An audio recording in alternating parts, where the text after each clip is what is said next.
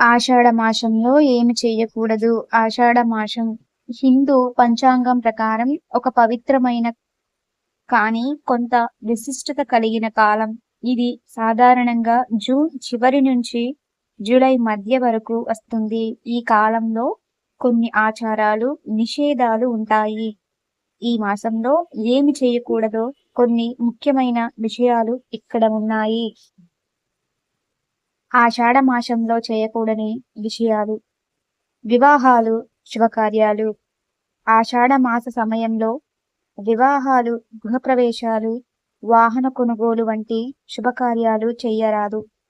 ఇది చాతుర్మాస్య ప్రారంభం మాసం కాబట్టి దేవతలు విశ్రాంతిలోకి వెళతారని విశ్వాసం ఉంది.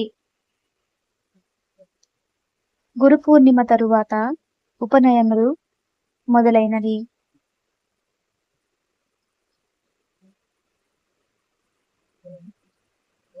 ఆషాఢ పూర్ణిమ తర్వాత చాతుర్మాస్యం ప్రారంభమవుతుంది.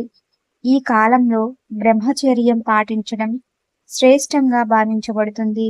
అందువల్ల కొన్ని సంస్కారాలు వాయిదా వేస్తారు. కొత్త వ్యాపారాలు ప్రారంభించడం. కొత్త వ్యాపారాలు, ప్రాజెక్టులు మొదలు పెట్టడాన్ని ఈ మాసంలో నివారిస్తారు. శుభమైన సమయాల్లో మాత్రమే ప్రారంభించాలని నమ్మకం.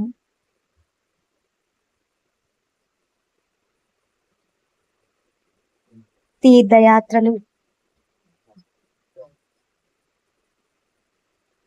కొన్ని పాఠశాల ప్రమాణికుల ప్రకారం ఆషాఢ మాసం తర్వాత శ్రావణ మాసం వరకు దేవతలు విశ్రాంతిలోకి వెళతారు.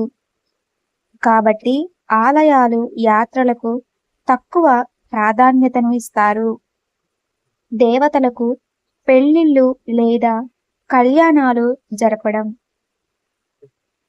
ఆలయాలలో దేవతల కళ్యాణోత్సవాలు ఈ మాసంలో జరగవు.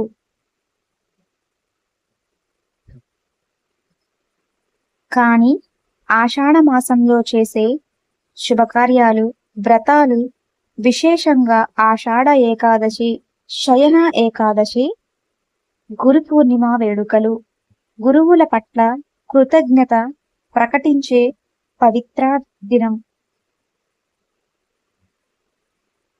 చాతుర్మాస వ్రత ప్రారంభం. సన్యాసులు, వ్రతదారులు దీర్ఘకాల వ్రతాలు చేపడతారు.